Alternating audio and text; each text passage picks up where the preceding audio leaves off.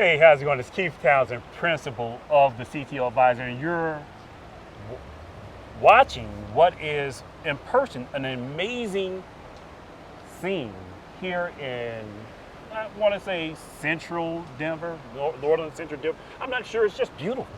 I have with me the CTO of Faction Inc., Matt Wallace. Matt, welcome back to the program. Thanks for having me. So Matt, in the previous conversation where we talked about use cases for MultiCloud, you hinted to this genome use case, and this is something that's near and dear to my heart as someone who worked in biopharma for years.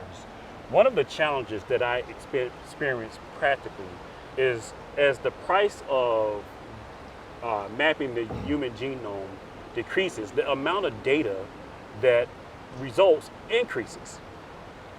The more data, the more scientists want to collaborate on that data, the more scientists want to collaborate on that data, the more organizations want to collaborate on that data. That caused a physical problem for us. Petabytes of data that we needed to collaborate on across multiple service providers, multiple partners, multiple clouds or multi-cloud, and Faction solves that problem. How? You know, I like to call us the cloud between the clouds. And it's because we have this multi-cloud data service as like a core product, something that can hold those petabytes of data in one location with one copy, but make it available in each cloud simultaneously, but with a performance that makes it look like it's local. That is some really, a power for unlocking some of those use cases, right? Lets you do things you wouldn't be able to do otherwise. Scale across multiple clouds, collaborate across multiple clouds, even use services from multiple clouds, right? You want to analyze your data in AWS, but then visualize it in Power BI and Azure, you can do that. But really it's about creating this whole platform between the clouds that allows you to build anything that you need that can stitch these things together. Data is the center of that universe, but it's a core capability, but also not the only thing that we do between the clouds. The data was generated on premises. Yep. Through data collection, and we took the individual genome sequencers, uploaded the data to a centralized repository. Now we want to action that data via public cloud resources. I don't have 300 GPUs on-prem. Yeah. However, you have a thing on your back that says defy gravity. Defy data gravity. Defy great data gravity. There's something that I've just repeatedly over my career could not defy, which is the GPUs are in Azure or Google or Amazon. The data is not there. How are you guys solving that problem? Because I need low latency and high bandwidth. Yeah. Faction has a whole bunch of patents, and they all tie into this idea of tying resources into multiple clouds with deep network isolation. So we can actually, deep in the Faction DNA is this isolation, security, performance, throughput, and that network fabric is at the core of everything that we do. We call it the FIX, the Faction Network Exchange. And you can think of it as a fabric that can be divided into virtual subfabrics, almost like an AWS VPC. Think about it that way maybe from a security and isolation standpoint. But then what we do is we take those data services and anything else people turn up, even things like appliance virtual machines, for example, and stitch them into multiple clouds through this fabric.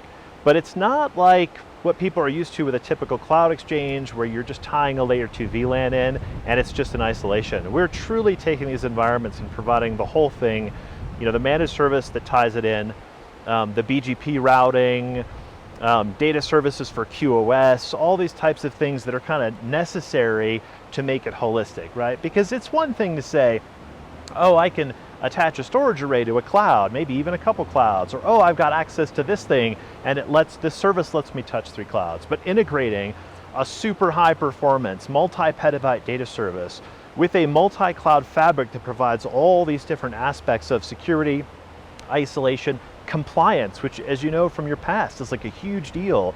If you're doing life sciences data, you can't go and leak people's data. You have a ton of audits to pass, and integrating all these things is just part of the challenge. But for us, it's just part of the service that we provide. So what I'm hearing you say is that you basically built, and again, you've used these words, but I want to emphasize it, a data fabric to handle the data transfer, the ability to transfer data from to and from AWS and Azure and Google and the major cloud providers.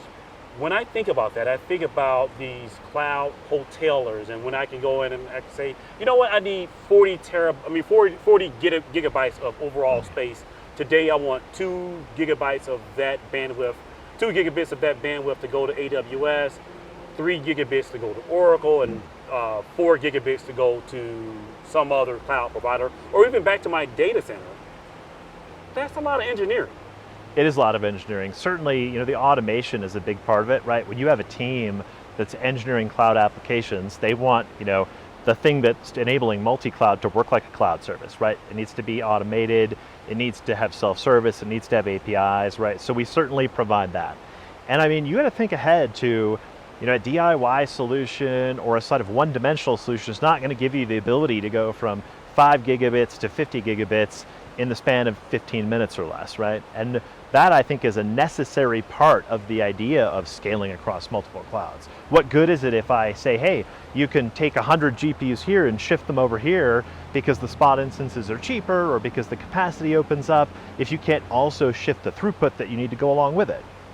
And so that's definitely a key part of it. But the other key part too is, I can tell you from doing this in the real world that this idea of a data service that's attached to multiple clouds is like 90% of the problem of dealing with data gravity, but it's not all of it. So like a great example is, I have a customer who has a very complex Azure networking environment, right?